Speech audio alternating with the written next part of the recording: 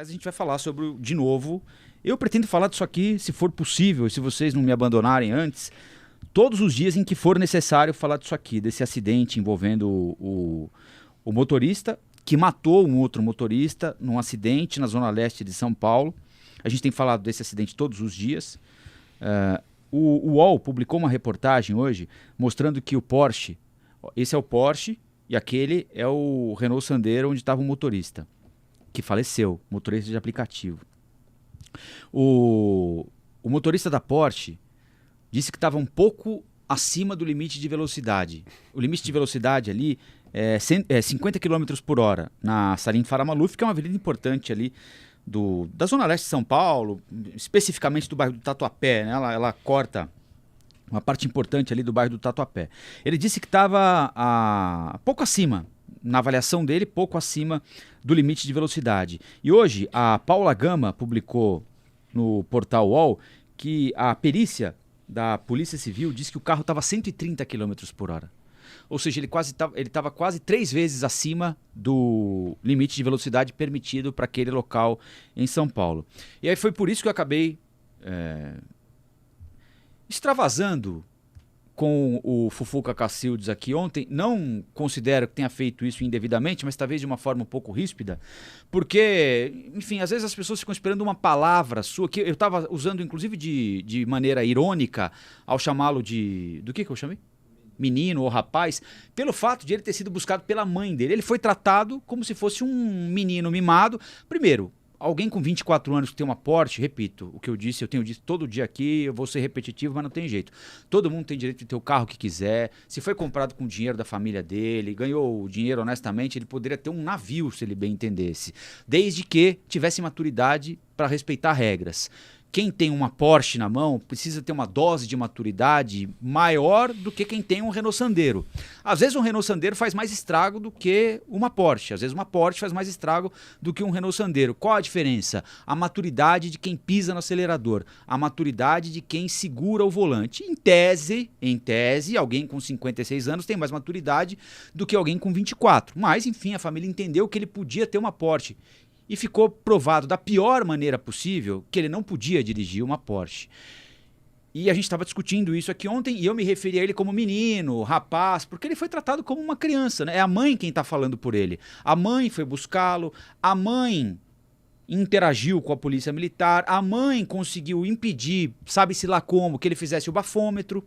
Então agora a Polícia Civil de São Paulo está tendo o maior trabalho, está tendo de ir atrás do lugar onde ele estava, de onde ele saiu, uma casa noturna, um bar, um restaurante. Então vão ter de pegar cartão de crédito, vão ter de pegar câmera de segurança, vão ter de conversar com testemunha, e testemunha já disse, mas enfim, deixa a testemunha dizer, quando a polícia disser, a gente replica aqui também. Então olha o trabalho que a Polícia Civil de São Paulo está tendo, porque a Polícia Militar não fez o bafômetro, como faria, provavelmente, com um motorista de aplicativo se ele tivesse matado o rapaz na Porsche, né?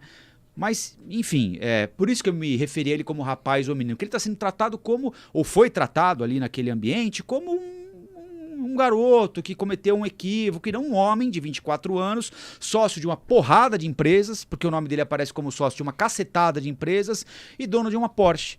Aí a mãe disse que combinou com a polícia de levá-lo para o hospital, porque ele não estava legal. Ele apareceu 24 horas depois na delegacia andando, sem um arranhão no rosto. Aí disse que não atendeu o telefone, porque tomou um relaxante muscular muito forte. E aí chegou na casa do filho e dormiu, porque o remédio, puf, bateu, ela apagou, então não deu para ir até o hospital, por isso que a PM não o encontrou no hospital. Olha só, a PM liberou o cara do bafômetro e disse que ia encontrá-lo no hospital depois de atender a ocorrência com o cara semi-morto ali na rua, porque ele morreu no hospital depois, o motorista do Sandero. Olha a falta de propósito e a falta de critério. Então, para mim, o que pega nessa história não é nem querer que o cara seja punido porque ele é rico, porque ele tem uma Porsche e matou um cara num Sandero. É que o tratamento seja igual pro cara do Porsche e pro cara do Sandero. E claramente não foi nesse caso. Tá cheio de buraco e cheia de ponta solta. Então foi por isso. E aí o Fufuca fala, você tá chamando o cara de rapaz, menino, isso quer dizer... Ele deu a sugerir que eu tava passando pano pro moleque. Falei, porra, pera um pouquinho também, né?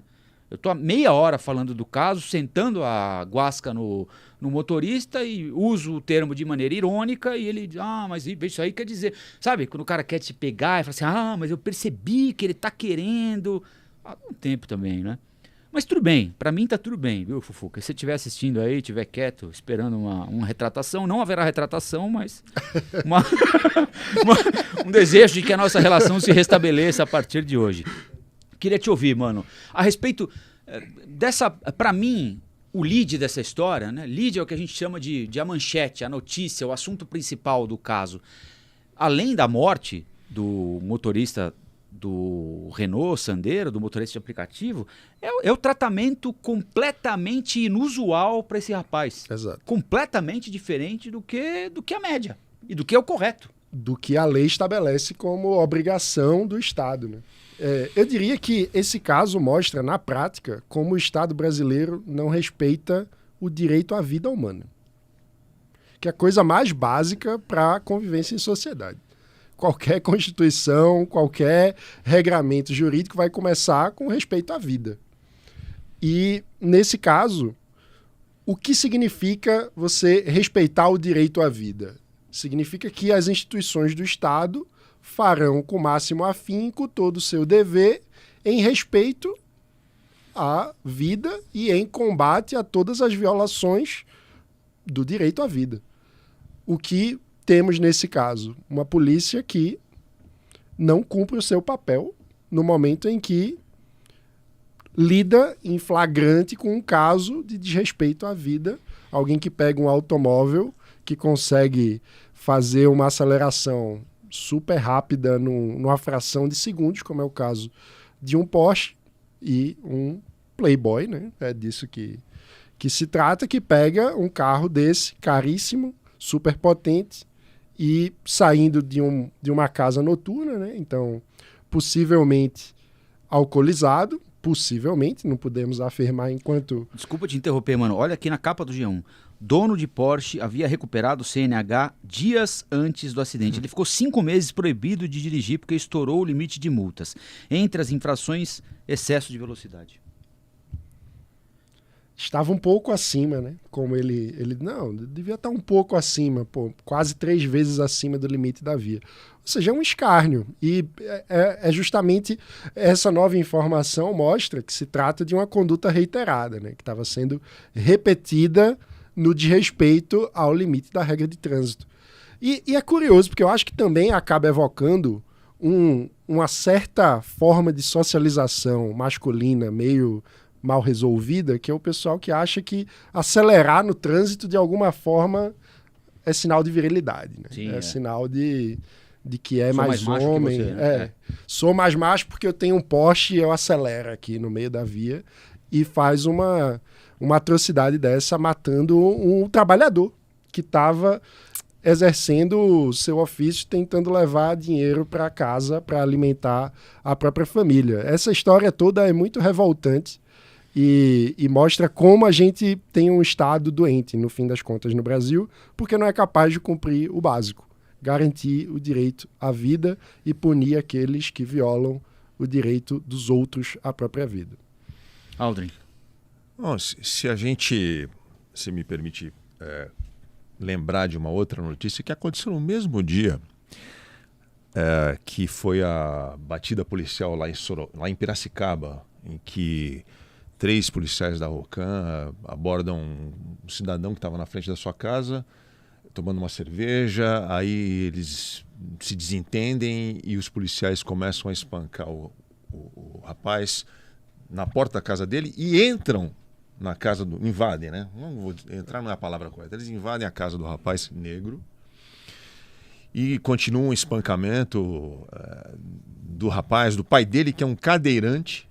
As imagens estão bombando aí nas redes, ou seja, 4 PMs abordando de forma violenta, estúpida, selvagem, um rapaz negro que mora num bairro de periferia de Piracicaba, e terminam espancando o rapaz e o próprio pai, e o pai dele, que é um cadeirante, dentro da própria casa deles, e isso acontece no mesmo dia em que o Playboy da Porsche é liberado pela polícia. Eu acho que, cara, poucas vezes eu vi a polícia viver um momento tão baixo assim na sua história, né? É tão vergonhoso isso para a polícia, é tão triste. A gente não pode nunca generalizar, né? Colocar todo mundo no mesmo saco e dizer a polícia não presta, os policiais a não gente tem que prestam. sempre ressaltar que a corporação é uma coisa enorme. e determinados integrantes Tem muita outra, gente... né? Como é o Congresso. Exatamente, exatamente. Mas esse padrão de ser tigrão na periferia e tchutchuca com o Porsche é o que cara. revolta. Como é velho isso, né, mano? Exato. Como esse problema se repete. A polícia muitas vezes se defendeu, diz, não, isso é um fato isolado, a gente já está apurando, esses policiais de Piracicaba foram afastados da corporação, mas não é fato isolado, tem algo errado aí. Não sei se no treinamento, eu não sei se há uma contaminação das mentes dos jovens policiais com essa violência desmedida, desproporcional. Algo precisa ser feito. O que não pode é a gente assistir a mais um episódio lamentável desse, horrível para a polícia, horrível. Sabe, a polícia de São Paulo sempre foi uma polícia merecedora de todos os elogios, a polícia bem equipada, bem treinada. Eu não quero ficar aqui elogiando o político, mas é preciso reconhecer que os governos do PSDB fizeram bem a Polícia Militar de São Paulo. Os números mostram isso. Os policiais não gostam dos governos tucanos porque reclamam de falta de dinheiro, né? Falta de prestígio. Mas os resultados, especialmente queda de homicídio, foram excelentes. É preciso reconhecer. Uma das melhores polícias do Brasil.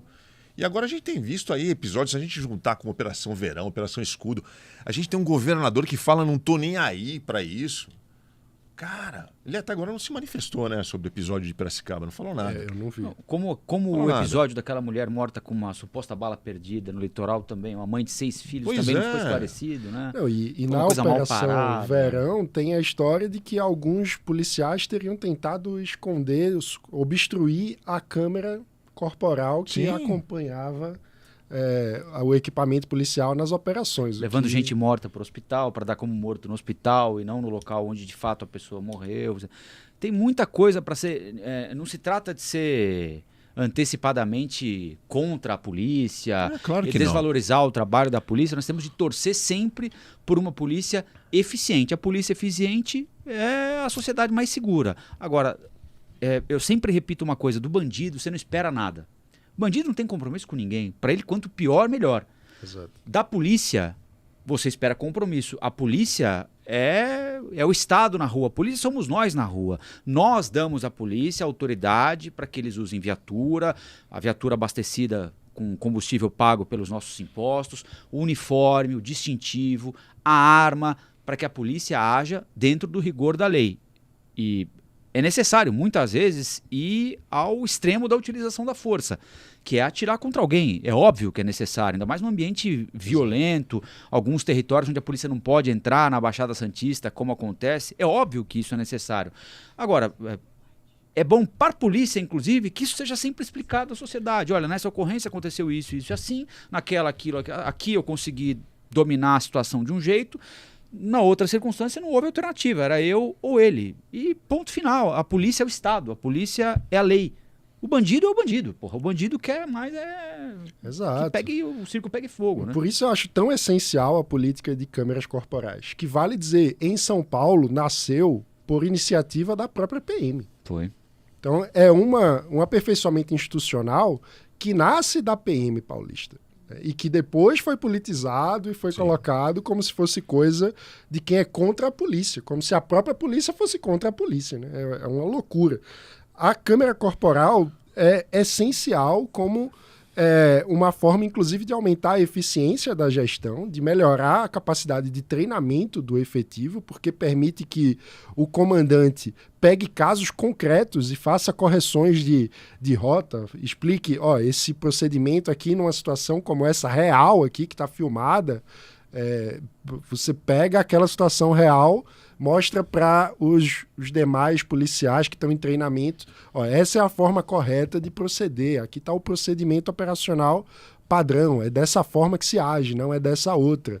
Por que está errado a decisão tomada pelo policial nessa situação? Por que está certo nessa outra? Ou seja, é uma ferramenta que melhora a gestão da PM, que melhora o treinamento do efetivo, que permite, inclusive, que se proteja a Claro. polícia de possíveis polêmicas em casos como esse, porque há situações em que a polícia precisa reagir a um bandido que está atirando contra ela. E, portanto, o procedimento, nesse caso, em legítima defesa, seja de um policial ou de outra pessoa, é efetivamente atirar de volta e, às vezes, sim, matar, infelizmente.